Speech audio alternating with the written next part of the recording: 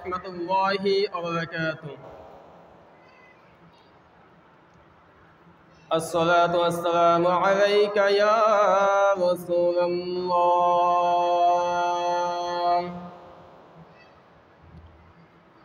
الصلاة والسلام عليك يا حبيب الله.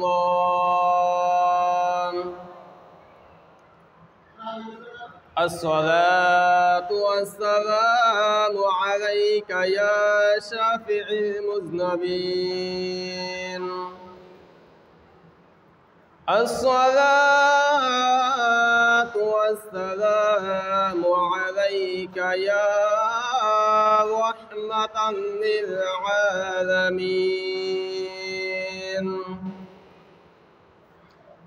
الحمد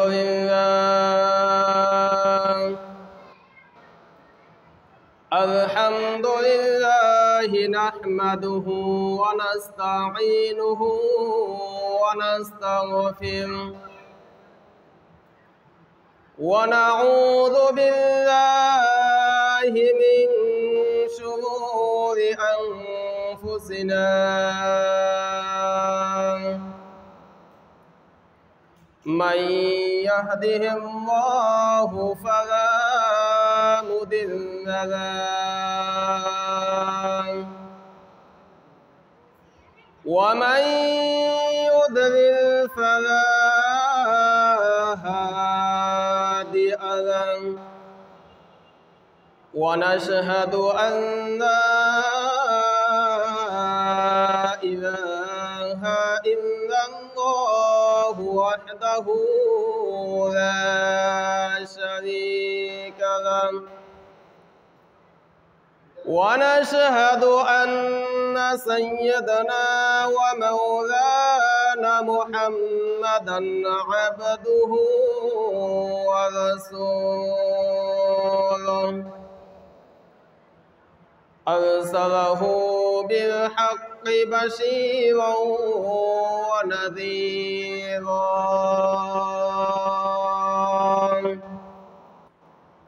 وداعيا إلى الله بإذنه وسراجا منيرا. أما بعد فأعوذ بالله من الشيطان الرجيم. بسم الله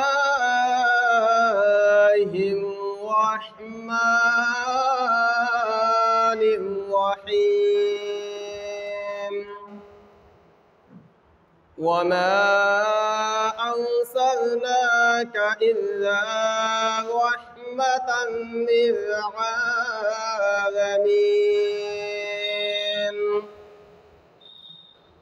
صدق الله مولانا العظيم وصدق رسوله النبي الكريم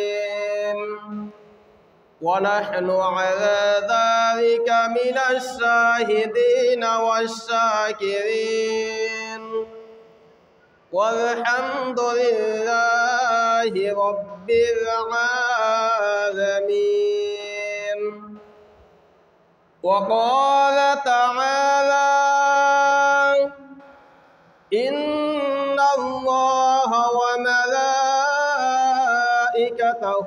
يصلون على النبي يا أيها الذين آمنوا صلوا عليه وسلموا تسليما. اللهم صل على سيدنا مولانا محمد وعلى آل سيدنا شافعنا محمد কোথায় রইলেন প্রাণের নবী কোথায় রইলেন প্রাণের নবী আপনি আমাদেরকে সারিয়া, আপনি সারা কি রব হবে এ ভুবনে বাঁচিয়া। আল্লাহুম্মা সাল্লি আলা সাইয়্যিদিনা মাওলানা মুহাম্মদ ওয়া আলা আলি সাইয়্যিদিনা শাফিয়ানা মুহাম্মদ। আলহামদুলিল্লাহ, মহান মালিকের দরবারে কালিমাত শুকর আদায় করেছি যে আল্লাহ সুবহানাহু ওয়া তাআলা আমাদেরকে পবিত্র মাগরিবের সালাত আদায় করে দিনে এক মজলিসে হাদিসের ভাষ্যমতে জান্নাতের বাগানে আসা ও বসার তৌফিক দান করেছেন। যেই আল্লাহ সুবহানাহু ওয়া তাআলা আমাদেরকে এত বড় সুযোগ ও নিয়ামত করে দিয়েছেন, সেই মহান মালিকের দরবারে কালিমাত শুকর আদায় করেছি। সকলে বলি আলহামদুলিল্লাহ। অসংখ্য অগণিত দরুদ ও সালাম পেশ করেছি সত্যের দিশারি আকায়ে নামদার তাজদার মদিনা সাইয়্যিদুল মুরসালিন ইমামুল মুরসালিন খাতামুন নবিয়্যিন শামসুদ দুহা বাদরুদ দুজা নূরুল হুদা নূরুন আলা নূর রাহমাতাল লিল আলামিন, যিনি আজ হতে 1000 বছর পূর্বে আমাদেরকে সোনার মদিনায় রওজা পাকে শুয়ে এখনো আমাদের মতন গুনাহগার উম্মতের জন্য কান্নাকাটি করতেছেন, সেই নবী পাকের শানে একবার দরুদ ও সালাম পেশ করেছি। সকলে বলি সাল্লাল্লাহু আলাইহি ওয়াসাল্লাম। সম্মানিত হাজিরিন, আমরা সকল অবগত আছি যে দক্ষিণ বাগদার সদরপাড়া জামে মসজিদ কর্তৃক আয়োজিত পবিত্র ঈদে মিলাদুন্নবী ও সিরাতুন্নবী সাল্লাল্লাহু আলাইহি ওয়াসাল্লাম উপলক্ষে আজকের এই আলোচনা ও দোয়া মাহফিল। আমরা সকলে জানি যে আমাদের মাঝে এমন একটি মাস অতিবাহিত হইতেছে, যেই মাসটা পবিত্র রবিউল আউয়াল মাস। আর এই এমন একটা মাস যেই মাসে আল্লাহ তাআলা আমাদের নবীকে এই দুনিয়াতে প্রেরণ করেছেন। এমন একটা সময় আমাদের নবী সাল্লাল্লাহু আলাইহি ওয়াসাল্লাম দুনিয়াতে শুভাগমন করেছেন। আমরা জানি যে আল্লাহ তাআলা হযরত আদম আলাইহিস সালাম থেকে শুরু করে এই পর্যন্ত লক্ষ কোটি কোটি আদম সন্তান আল্লাহ দুনিয়াতে প্রেরণ করেছেন। কিন্তু আদম আলাইহিস সালাম থেকে শুরু করে হযরত ঈসা আলাইহিস সালাম পর্যন্ত যত পয়গম্বর পাঠাইছেন, তার উম্মত পাঠাইছেন, সমস্ত পয়গম্বর হযরত ঈসা আলাইহিস সালাম ব্যতীত সমস্ত পয়গম্বর আল্লাহর হুকুমে দুনিয়ার মায়া ত্যাগ করে চলে গেছেন, তার উম্মতগণ চলে গেছেন। হযরত ঈসা আলাইহিস সালামকে যখন আল্লাহ তাআলার হুকুমে চতুর্থ আসমানে তাকে উঠে নেন, সেই সময় থেকে শুরু করে আমাদের নবী দুনিয়াতে আগমনের আগ পর্যন্ত এমন একটা সময়, এমন একটা লম্বা সময়, যেই সময় ছিল না দিনের কোনো দাওয়াত না থাকার কারণে ওই সময়টা এমন অন্ধকারের যুগে পরিণত হয়েছে, যাকে বলা হয়তো আইয়ামে জাহিলিয়াতের যুগ, যাকে বলা হয়তো বর্বরতার যুগ। যে সময় মানুষের মধ্যে মানুষের কোনো সহানুভূতি ছিল না, মানুষের মধ্যে মানুষের কোনো আত্মার বন্ধন ছিল না, ঠিক সেই সময় এই ধারায় প্রেরিত হয়েছেন বিশ্বনবী সরকার দু আলম সৈয়দুল মুরসালিন ইমামুল মুরসালিন জনাবে মুহাম্মদ রাসূলুল্লাহ সাল্লাল্লাহু আলাইহি ওয়াসাল্লাম, যাকে সৃষ্টি না করে আল্লাহ তাআলা এই কুল কায়নাত আসমান জমিন লৌহ কলম কিছু সৃষ্টি করতেন না, যা হচ্ছে আজকে এত কিছু সৃষ্টি। আজ সেই নবীজি সাল্লাল্লাহু আলাইহি সাল্লাম এই মাসে দুনিয়াতে শুভাগমন করেছেন। এই জন্য এই মাসটাকে বলা হয় একটা আনন্দিত মাস। এই মাসটাকে নবীর আশিকগণ নবীর শুভাগমন উপলক্ষে নবীজির শান গায়, নবীজির জীবনে আদর্শন করে, জীবনী পড়ে এবং নবীজির জীবন পড়ে সেটা নিজের জীবনকে বাস্তবায়ন করে। আল্লাহ তাআলা পবিত্র কোরআন মাজিদে ইরশাদ করেছেন, ওয়ামা আরসালনাকা ইল্লা রাহমাতাল লিল আলামিন।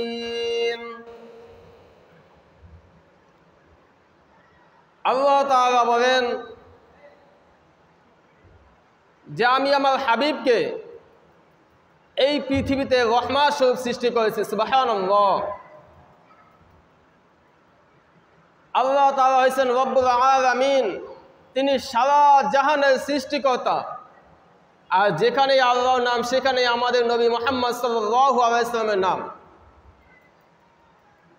দেখেন আল্লাহ তাআলা সূরাতুল ফাতিহার মধ্যে বলেছেন যে আলহামদুলিল্লাহি রাব্বিল আলামিন, এবং নবীজির সামনে বলেছেন ওমা আরসালনাকা ইল্লা রাহমাতাল লিল আলামিন। যেখানে আল্লাহ সেখানেই নবীজি। আল্লাহ তাআলা হয়েছেন এই সমগ্র পৃথিবীর সৃষ্টিকর্তা, সমগ্র জাহানের সৃষ্টিকর্তা, এবং আমার আপনার নবী হচ্ছেন সমগ্র জাহানের জন্য রহমত স্বরূপ।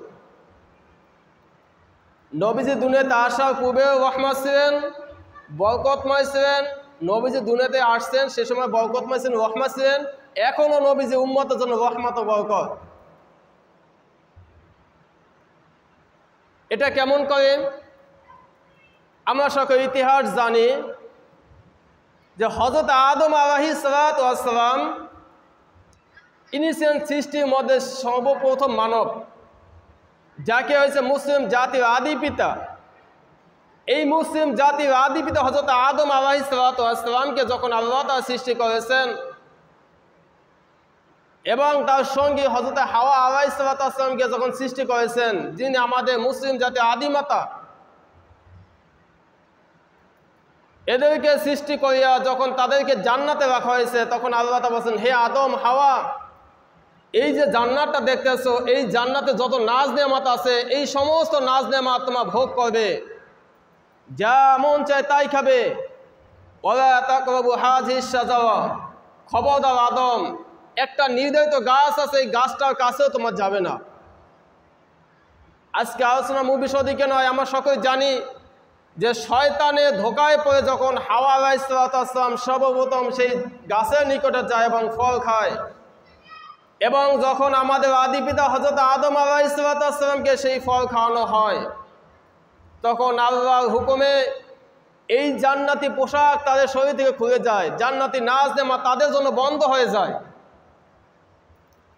তখন আল্লাহ তাআলা তাদেরকে পৃথিবীর দুই প্রান্তে পাঠাই দেয়, জান্নাত থেকে বাহির করিয়া দেয়। জান্নাত থেকে যখন হযরত আদম আলাইহিস সালাম ও হাওয়া আলাইহিস সালামকে বাহির করে দেওয়া হয়, আদম আলাইহিস সালাম তখন চিন্তা করে, মালিক আমাদেরকে এত নাজ নেয়ামত দিয়েছে, জান্নাত দিয়েছেন, কিন্তু আল্লাহ তাআলা বলেছেন ওই গাছের নিকটে যেও না। ভুল করে যখন গাছের নিকটে গেলাম আর আজ আমাদেরকে জান্নাত থেকে বের করে দেওয়া হয়েছে। আদম আলাইহিস সালাম আল্লাহর কাছে কান্নাকাটি করা শুরু করে দিয়েছে, মালিক কত বড় অন্যায় করেছি জানি না, আপনি আমাদেরকে ক্ষমা করিয়া দেন।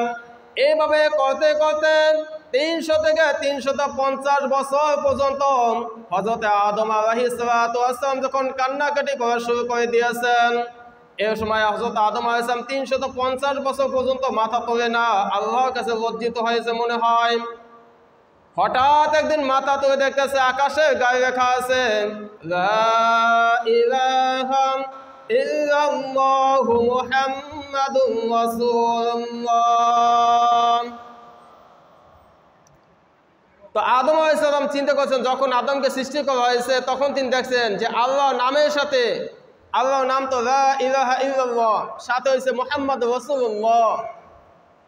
তো আদম আলাইহিস সালাম চিন্তা করতেছেন যে আল্লাহর নামের সাথে যেহেতু এই মুহাম্মদ সাল্লাল্লাহু আলাইহি ওয়াসাল্লাম নামটা আছে, এ আসলে কোনো সাধারণ মানব নয়। আল্লাহ যত বড়, তার নামটা তত বড়, এবং তার নামের সাথে যে নামটা আছে সে অবশ্যই অনেক বড় একজন মানব হবে।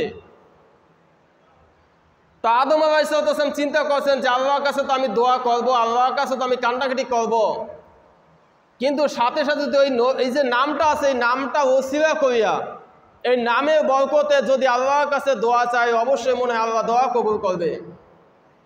তখন আদম আলাইহিস সালাম আল্লাহর কাছে বলছেন, আল্লাহ, কত বড় অন্যায় করেছি আপনার হুকুমকে অমান্য করিয়া। ওই গাছের ফল খাওয়ার পরে আমরা জান্নাত থেকে দুনিয়ায় চলে আসছি। দুনিয়ার মধ্যে কোনো মানুষ নাই, যেদিকে তাকাই সেদিকে দুদু পাহাড়, যেদিকে তাকাই শুধু নদ নদী। এই দুনিয়ার মধ্যে কোনো মানুষ নাই, কোনো মানুষ নাই। আল্লাহ, আপনার কাছে আমার ক্ষমা চাই। ওই যে দেখতেছে আকাশমানে ভাষা আছে আপনার নামের সাথে মুহাম্মদ সাল্লাল্লাহু আলাইহি সাল্লামের নাম। আল্লাহ জানেন ওই নামটা তো অনেক দামি একটা নাম, যেহেতু আপনার নামের সঙ্গে আল্লাহ ওই মুহাম্মাদের নামে ওসিলা করে আপনার কাছে দোয়া করতেছি। আয় আল্লাহ, আপনি আমার দোয়াকে কবুল করিয়া নেন। আল্লাহ তাআলার সঙ্গে সঙ্গে তার যে হাবিব, এই হাবিবের নাম দিয়ে, হাবিবের নামে ওসিলা করে যখন দোয়া করেছেন, আল্লাহ তাআলার সঙ্গে সঙ্গে তার দোয়াকে কবুল করে নিয়েছেন। সুবহানাল্লাহ। এই কারণে নবীজি দুনিয়াতে আসার আগে রহমত, কেননা সর্বপ্রথম আল্লাহ তাআলা যে সৃষ্টি করেছেন আদম সন্তান আদমকে, এই আদম আলাইহিস সালাম আমার আপনার নবীর নামে উৎসর্গ করে যখন দোয়া করছেন, সেই দোয়াটা কবুল করে নিয়েছেন।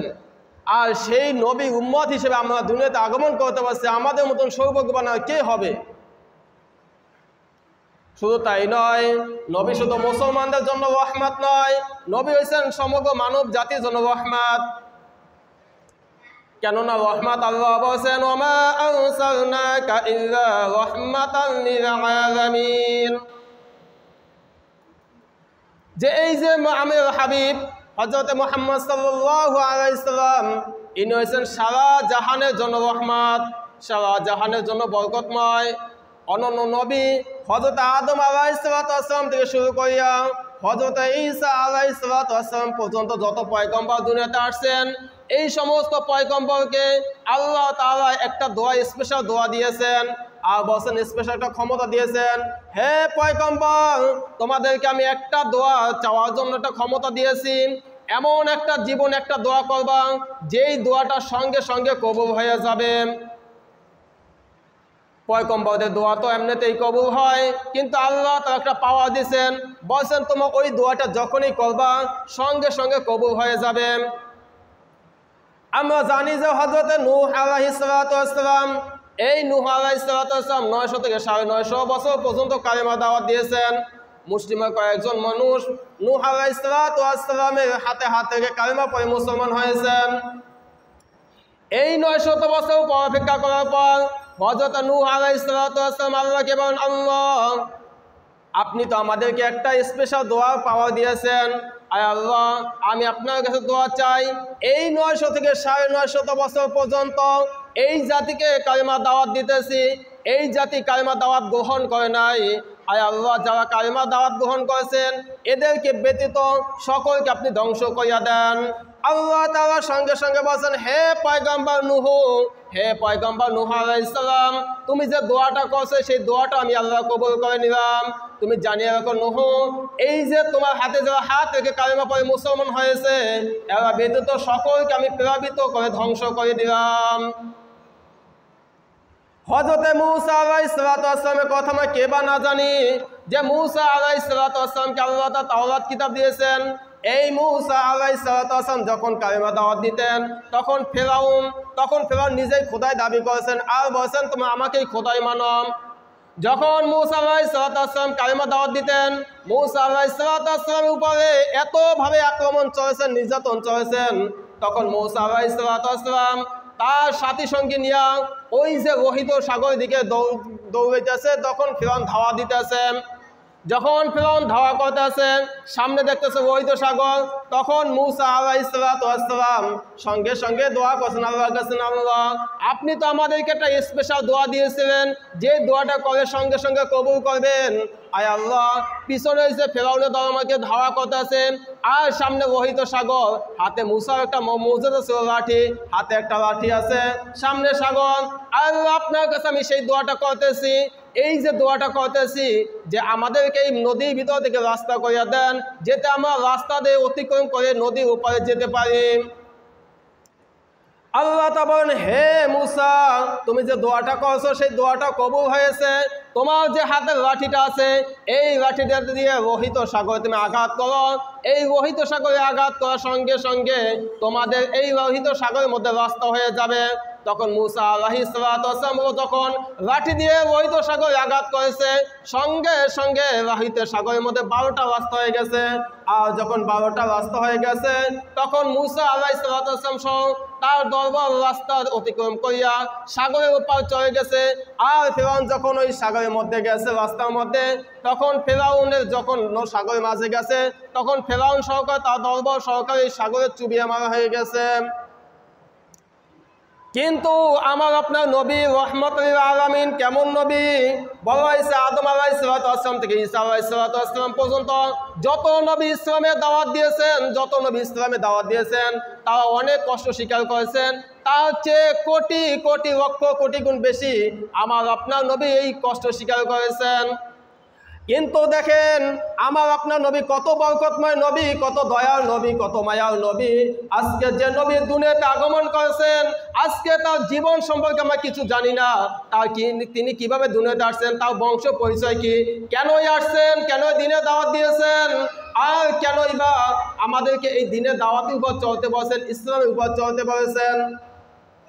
আমার আপনার নবী যখন এইরকম আমার আপনার নবী যখন ওই দোয়াটা পেয়েছেন, দোয়াটার ক্ষমতাটা যখন পেয়েছেন, তখন আমার আপনার নবী ওই দোয়াটা দুনিয়া কখনো করেন নাই। তিনি অনেক মার খেয়েছেন। যখন তিনি তাইফে দাওয়াত দিতে গেছেন, আপনারা সকলে জানেন, তাইফে যখন দাওয়াত দিতে গেছেন, তখন তার মামার দেশে গেছেন মনে বড় আশা নিয়া, যে আজকে মক্কার মানুষগণ আমার কালিমা দাওয়াত গ্রহণ করে না, আমি যাই তাইফে কালিমা দাওয়াত দিতে যাই। যখন তাইফে কালিমা দাওয়াত দিতে গেছেন, তখন একটা দিনের মধ্যে নবীকে 3 বার পাথর মেরে বেহুশ করেছেন ওই নিষ্ঠুর তাইফবাসীগণ। তখন জিবরাইল আমিন আল্লাহর কাছে কান্নাকাটি করেছেন, বলছেন আল্লাহ আপনার হাবিবকে এই নিষ্ঠুর মানুষগণ একটা দিনের মধ্যে 3 বার পাথর মেরে আজকে তাকে বেহুশ করে দেওয়া হয়েছে। আল্লাহ আপনি আমাকে হুকুম করেন আমি তাইফবাসীকে ধ্বংস করে দেই। তখন নবীর কাছে বলছেন, নবী বলছেন, না জিবরাইল না, এই মানুষগণ এখন বোঝে না, এখন জানে না, এমন একটা সময় আসবে তখন তারাই এবার কালিমা দাওয়াত দেবেন। তখন আমার আপনার নবী ওই সময় তার উম্মতের জন্য বদদোয়া করে নাই, একটা দোয়া শব্দ রেখেছেন, আর ওই দোয়াটা করবেন মালিকের কাছে তখন যখন কিয়ামতের ময়দান কায়েম হয়ে যাবে। যখন কিয়ামতের ময়দান কায়েম হয়ে যাবে, সমস্ত নবী আমার আপনার নবী ব্যতীত সমস্ত নবী যখন উম্মতের কথা বাদ দিয়ে ইয়া নাফসি বলা শুরু করে দেবে, তখন শুধু আমার আপনার নবী ওই কালিমার দাওয়াতটা ওই সময় দেবে, ওই যে দোয়াটা আছে সেই দোয়াটা ওই সময় দেবে, আল্লাহ আমার যে উম্মত একবার কালিমা লা ইলাহা ইল্লাল্লাহু মুহাম্মাদুর রাসূলুল্লাহ পড়ছেন, সেই উম্মত কখনো আল্লাহ সেই উম্মত তাকে স্থায়ীভাবে জাহান্নামে দেবেন না, তাকে অবশ্যই আপনি জান্নাতে প্রবেশ করাবেন। সুবহানাল্লাহ। এই জন্য নবী কত বরকতময়। আজকে দেখতেছেন, আজকে এই সুন্দর পৃথিবীর মধ্যে বসবাস করে আল্লাহর নেয়ামত খাইতেছি, আল্লাহর নেয়ামত ভোগ করতেছি, অথচ আল্লাহর নাফরমানি করতেছি, আল্লাহর হুকুম মানতেছি না।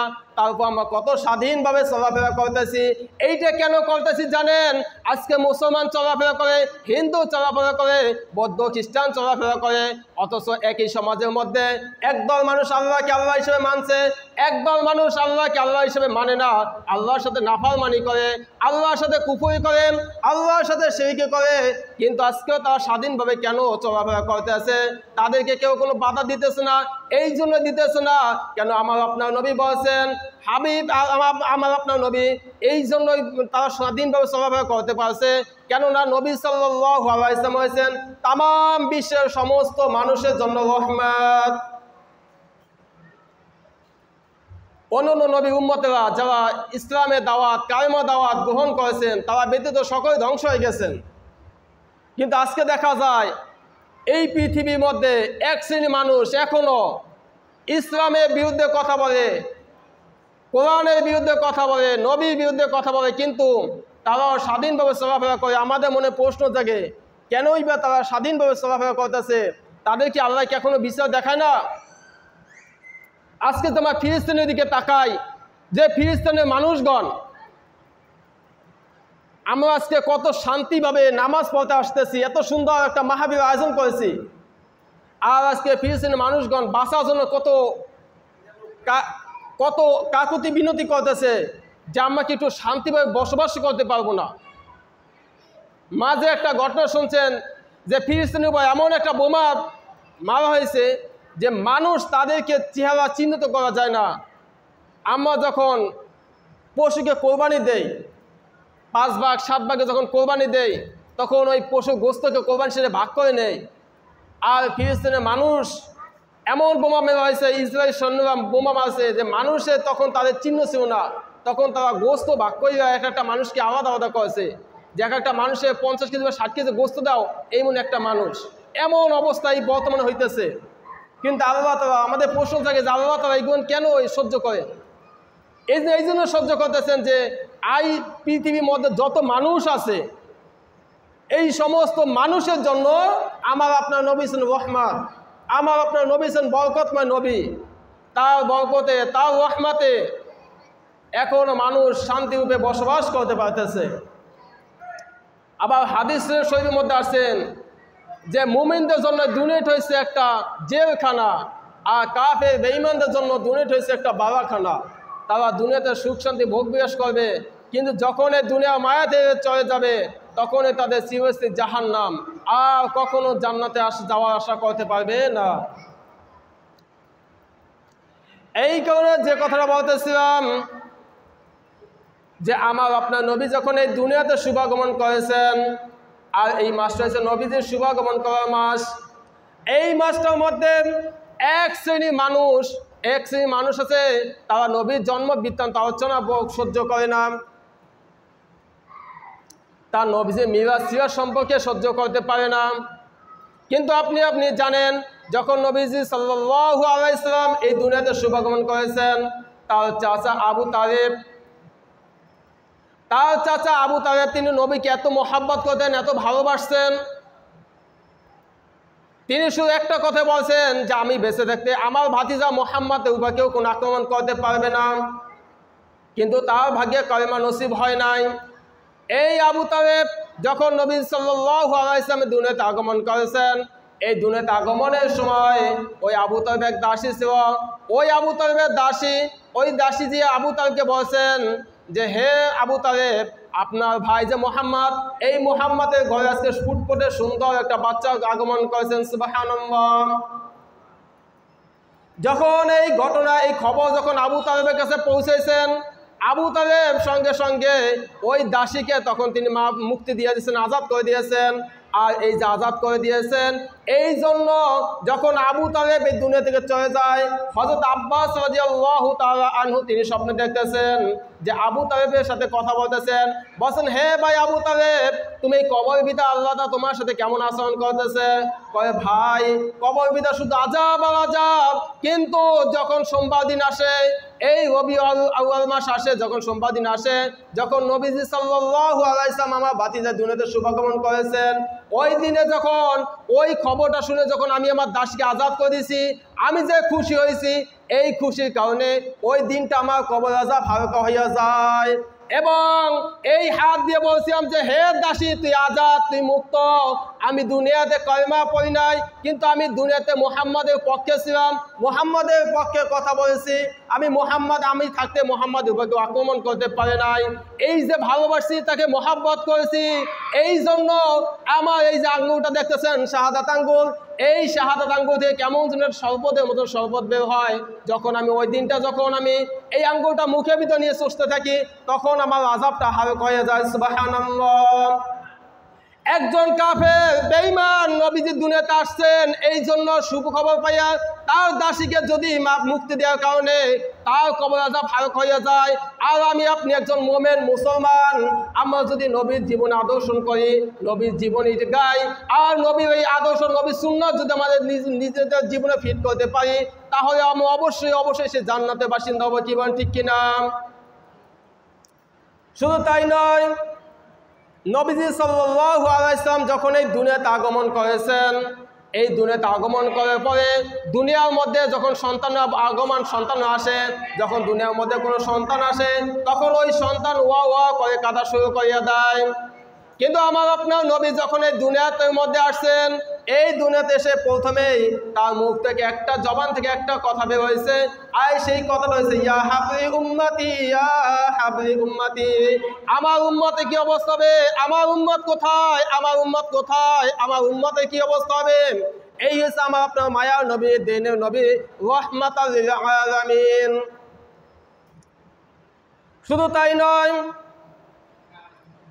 আজ আমরা যখন এই কোনো মানুষ যখন নবীজি সাল্লাল্লাহু আলাইহি ওয়াসাল্লামের শানে দুরূদ ও সালাম পেশ করে, আজকে যখন আমরা দুরূদ পড়েছি, কোনো মানুষ যখন নবীজির শানে দুরূদ ও সালাম পেশ করা হয়, বলা হয়েছে তাকে সর্বপ্রথম আল্লাহ তাআলা তার প্রতি 10টা রহমত নাযিল করিয়া দেয়। যে ব্যক্তি নবীজির শানে দুরূদ সালাম পেশ করবে, তার প্রতি 10টা রহমত নাযিল করা হয়। শুধু তাই নয়, আল্লাহ তাআলা একদল ফেরেশতা নিযুক্ত করে রাখছেন। এই ফেরেশতাগণ যে ব্যক্তি দুরূদ পড়ে, তার নাম, তার বাবার নাম, তার মায়ের নাম সহকারে নবীজির রওজা মুবারকে পৌঁছে দেয়, আর বলে ইয়া রাসূলুল্লাহ, ইয়া হাবিবাল্লাহ, আপনি তাকাইয়া দেখেন, ওই যে বাংলাদেশের মধ্যে আগুইজা থানায় বাগধাম ও গ্রামে সওদারপাড়া জামে মসজিদে আজকে আপনার শানে আপনার জীবন আদর্শ বাস্তবায়ন করার ক্ষেত্রে আজকে তার দিনে একটা মাহফিল আয়োজন করেছে, এবং সেই মাহফিলে বসে দুরূদ ও সালাম পেশ করেছে। নেন ইয়া রাসূলুল্লাহ, ইয়া হাবিবাল্লাহ, আপনার কাছে সেই দুরূদ পৌঁছে দিলাম। যখন কোনো নেক আমল নবীজির রওজা মুবারকে যায়, তখন নবী সাল্লাল্লাহু আলাইহি ওয়াসাল্লাম আল্লাহর শুকরিয়া আদায় করেন। আর যখন আপনার নবীর কোনো উম্মত যখন গুনার কাজে ব্যস্ত থাকে, গুনার কাজে লিপ্ত হইয়া যায়, তখন আল্লাহ তাআলার নিকট নবী সাল্লাল্লাহু আলাইহি ওয়াসাল্লাম ক্ষমা চাই উম্মতের পক্ষ হয়ে, আরে আল্লাহ, আপনি আমার উম্মতদেরকে ক্ষমা করে দেন, তারা তো বোঝে না, তারা তো জানে না। আবার একটা সময় আসবে, তারা বুঝবে, তারা জানবে, তারা আমল করবে।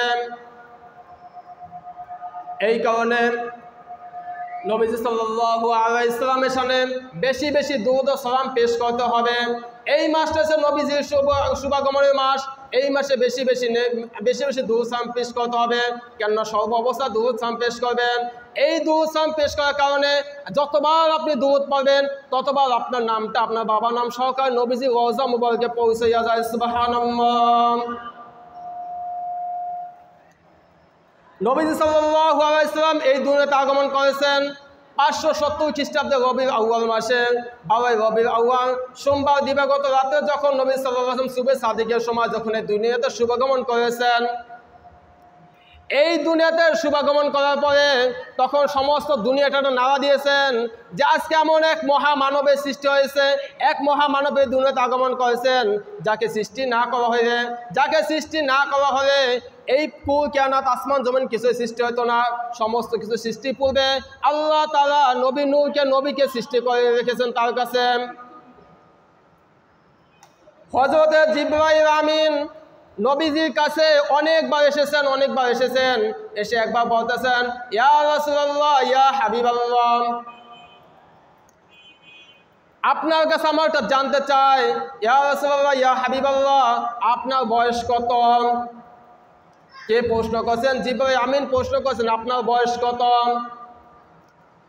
তখন নবীজি বলছেন, হে জিবরাইল, তুমি বলো তোমার বয়স কত? জিবরাইল বলতেছেন, ইয়া রাসূলুল্লাহ, আমি তো আমার বয়স সম্পর্কে জানি না, কিন্তু ওই সময় তো আমার বয়স সম্পর্কে জানি না, কিন্তু আমি একটা ধারণা দিতে পারি। একটা ধারণা হয়েছে আরশে আজিমের কাছে একটা তারকা উদিত হয়, এই একটা তারকা উদিত হলে 70,000 বছর পর্যন্ত থাকে, আবার যখন অস্ত যায় তখন 70,000 বছর পর্যন্ত অস্ত যায়। একবার উদিত হলে 70,000 বার থাকে, একবার অস্ত গেলে 70,000 বছর অস্ত অবস্থায় থাকে। কিন্তু নবীজি আমি এইটাকে ৭২,০০০ বারের চেয়ে বেশি দেখেছি। সুবহানাল্লাহ। তখন নবীজি বলছেন, হে জিবরাইল, তুমি কি ওই তারকার সম্পর্কে তোমার কোনো ধারণা আছে? বলে না, না, আমার ওই তারকার সম্পর্কে কোনো ধারণা নাই। বলে ওই তারকাটাই ছিলাম আমি, নবী মুহাম্মদ সাল্লাল্লাহু আলাইহি ওয়াসাল্লাম। বলেছে দুনিয়াতে একটা সন্তান যখন জন্মগ্রহণ করে, ঘরে যখন বড় সন্তান জন্মগ্রহণ করে, তখন তার নাম রাখা হয়। নাম রাখে মানুষগণ 5 দিন 7 দিন পরে। বাবা একটা রাখে, চাচা একটা রাখে, দাদা একটা রাখে, দাদি একটা রাখে। কিন্তু আমার আপনার নবী যখন দুনিয়াতে আগমন করেছেন, এই দুনিয়াতে আগমন করার পূর্বেই আল্লাহ তাআলা তার নাম রেখেছেন আহমদ। সুবহানাল্লাহ। এই নবীজি দুনিয়াতে আগমন করবেন, তার নাম কি হবে সেটা অন্য পূর্বে যে নবী রাসূলগণ ছিল তারাই জানতেন। তো এই নবী সে কেমন দামি নবী, কিন্তু এই নবীর আদর্শ যদি আমাদের জীবনে বাস্তবায়ন করতে পারি তাহলে আমরাও দামি হয়ে যাব। নবী সাল্লাল্লাহু আলাইহি ওয়াসাল্লাম বলেছেন, আমার কোনো উম্মত যতক্ষণ পর্যন্ত জান্নাতে না পৌঁছাবে আমি নবী জান্নাতে পৌঁছাবো না। আজকে দেখা যায় নবীজির শানে, নবীজির জীবন কেন, নবীজির জীবনী কেন আলোচনা করা হয়।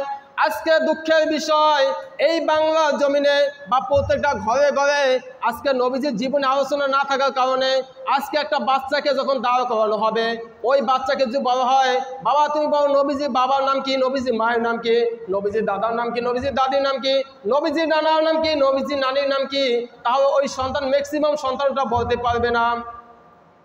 কিন্তু যেই নবী আমাকে আপনাকে শাফায়াত করবেন, সুপারিশ করে জান্নাতে পৌঁছাবেন, সেই নবীজি সম্পর্কে আমরা জানি না। আর জানবই বা কি করে, কেননা নবীজির জীবন আদর্শ আমাদের ভিতরে বাস্তবায়ন হইতেছে না। আজকে একটা ছেলেকে যদি জিজ্ঞাসা করা হয়, এ বাবা বলো বাংলাদেশের 10 জন নায়কের নাম বলো, 10 জন নায়কের নাম বলো, হিন্দির 10 জন নায়কের নাম বলো, 10 জন নায়কের নাম বলো, একটা বাচ্চা নয়, দুইটা বাচ্চা নয়, ওই বাচ্চা এক পাল বা দাঁড়িয়ে 10 জন কেন 15 জনের নামও বলতে পারবে। আপনি বলবেন ফুটবল খেলা তারকাদের নাম বলো, ক্রিকেট খেলা তারকাদের নাম বলো, ওই বাচ্চা, ওই ছেলে, ওই মেয়ে বলতে পারবে। আর বলবেন, হে বাবা নবীজি সাল্লাল্লাহু আলাইহি ওয়াসাল্লাম 10 জন সাহাবীকে জান্নাতে সুসংবাদ দিয়েছেন, 10 জন সাহাবীর নাম বলতে পারবে না। নবীজি কোথায় জন্মগ্রহণ করেছেন, কেন দুনিয়াতে আসছেন, কি অবস্থায়, কেন, তখন জিজ্ঞেস করবেন, কেউ বলতে পারবে না। এটা কেন বলতে পারে না, এইটা আমাদের ভিতর চর্চা নাই। এই কারণে আমাদেরকে বেশি বেশি নবীজির শান, নবীজির জীবনে জানতে হবে, এরপরে আমাদেরকে আমল করতে হবে। শুধু জেনে থাকলে হবে না, এবং আমাদেরকে আমল করতে হবে। আল্লাহ তাআলা বলেন, লাকাদ কানা লাকুম ফি রাসূলিল্লাহি উসওয়াতুন হাসানা, নবীর জীবন আদর্শ হয়েছে তোমাদের জন্য উত্তম। আজকে যখন নবী সাল্লাল্লাহু আলাইহি ওয়াসাল্লাম এই আরবে যখন মা আমিনার ঘরে জন্মগ্রহণ করেছেন, তার বয়স যখন 40 বছর হয়েছে, এই 40 বছর পর যখন তার প্রতি কোরআন নাজিল হয়েছে, এই যখন কোরআন নাজিল হয়েছে, এই কোরআন নাজিল হওয়ার পরে 23 বছর পর্যন্ত যখন নবী সাল্লাল্লাহু আলাইহি ওয়াসাল্লাম দ্বীনের দাওয়াত দিয়েছেন, এই প্রত্যেকটা দিনের দাওয়াত আমাদের জন্য বাস্তবায়ন করতে হবে। কেন বাস্তবায়ন করতে হবে? নবী সাল্লাল্লাহু আলাইহি ওয়াসাল্লাম বিদায় হজে ভাষণ বলেছেন, হে আমার সাহাবাগণ, আমি তোমাদের কাছে দুটো জিনিস রেখে গেলাম, একটা হচ্ছে কোরআন, একটা হচ্ছে সুন্নাহ। আর এই দুইটা জিনিস যদি তোমরা কেউ ধরতে পারো, তাহলে তোমার কখনোই পথ ভ্রষ্ট হবে না, গুমরাহ হবে না। আর যদি কোরআন এবং সুন্নাহ থেকে দূরে সরে যাও, তাহলে তোমার অবশ্যই অবশ্যই অবশ্যই অবশ্যই পথ ভ্রষ্ট হয়ে যাবে। এই কারণে আমাদের কোরআন এবং সুন্নাহকে আঁকড়ে ধরতে হবে। কিভাবে আঁকড়ে ধরতে হবে? কোরআন এবং সুন্নাহ অনুযায়ী জীবন করতে হবে, সেই অনুযায়ী আমল করতে হবে। নবী সাল্লাল্লাহু আলাইহি ওয়াসাল্লাম বলেছেন, যে ব্যক্তি নবী সাল্লাল্লাহু আলাইহি ওয়াসাল্লামকে অনুসরণ করে, অনুকরণ করে, তার সাহাবাদেরকে অনুসরণ করে, অনুকরণ করে যদি আমল করে, সেই আমলটা হবে তার জন্য নাজাতের ব্যবস্থা হবে। কেন হাদিসে শরীফের মধ্যে আছে, আখরিস দীনাকা ইয়াকফিকাল আমালুল কলিল, বলা হয়েছে তোমার ঈমানকে খাঁটি করো, আর এই ঈমানকে খাঁটি করার পরে যে কোনো আমল করবো, অল্প আমল করবা, সেই আমলটা হবে তোমাদের জন্য নাজাতের ব্যবস্থা।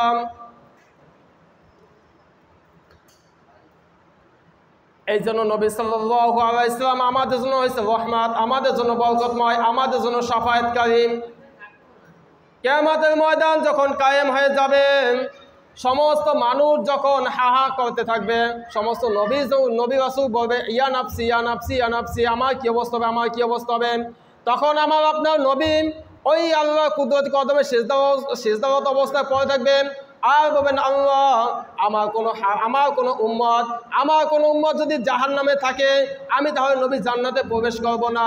তখন নবীজি বলবেন, হ্যাঁ নবীজিকে তখন ওই যে একটা দোয়া আল্লাহ তার দুনিয়ার মধ্যে রেখেছেন, ওই দোয়াটা তখন নবী সাল্লাল্লাহু আলাইহি ওয়াসাল্লাম করবেন আর বলবেন ইয়া আল্লাহ আমাকে একটা দোয়া করার তো অনুমতি দিয়েছেন, আজকে আমি সেই দোয়াটা করতেছি। আমার কোনো উম্মত যারা একবার জীবনে কালিমা পড়ছে কিনে শহীদ, এই উম্মত যদি জাহান্নামে যায় আমি নবী কখনো জান্নাতে যাব না।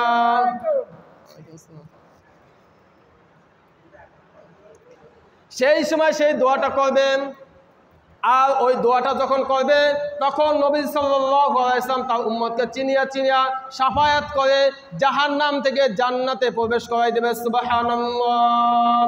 সেই নবী সাল্লাল্লাহু আলাইহি ওয়াসাল্লাম পড়ে সাল্লাল্লাহু আলা মুহাম্মাদ সাল্লাল্লাহু আলাইহি ওয়াসাল্লাম সাল্লাল্লাহু আলা মুহাম্মাদ সাল্লাল্লাহু আলাইহি ওয়াসাল্লাম সাল্লাল্লাহু আলা মুহাম্মাদ সাল্লাল্লাহু আলাইহি ওয়াসাল্লাম। এই কারণে আমাদেরকে সব অবস্থায় যে আমরা একজন মুসলিম জাতি এবং এমন এক নবীর উম্মত হয়েছি যেই নবীকে সৃষ্টি না করে আল্লাহ তাই কুল কায়নাত আসমান জমিন কিছু সৃষ্টি করতেন না। আমরা আজকে সেই নবীজির জন্ম বৃত্তান্ত নবীজির সিরাত সম্পর্কে জানবো এবং ওলামায়ে কেরামগণ আলোচনা করবেন। আজকে যদি আমরা সেই আলোচনাটাটুকে বসতে না পারি, নবীজির জীবনটা না জানি, নবীজির সিরাত সম্পর্কে না জানি, কাল কিয়ামতের ময়দানে কীভাবে নবীজির কাছে বলবো নবীজি আপনি আমাদেরকে শাফায়াত করুন, আপনি আমাদেরকে জান্নাতে প্রবেশ করান। এই কারণে নামাজ বাদে আমাদের প্রধান আলোচক প্রধান বক্তা বয়ান করবেন। তো এখনও যারা আমরা এদিকে সেদিকে ঘোরাফেরা করতেছি, আমরা সকলেই নামাজের প্রস্তুতি নিয়ে চলে আসি এবং নামাজ বাদ আজকে আমাদের আলোচনার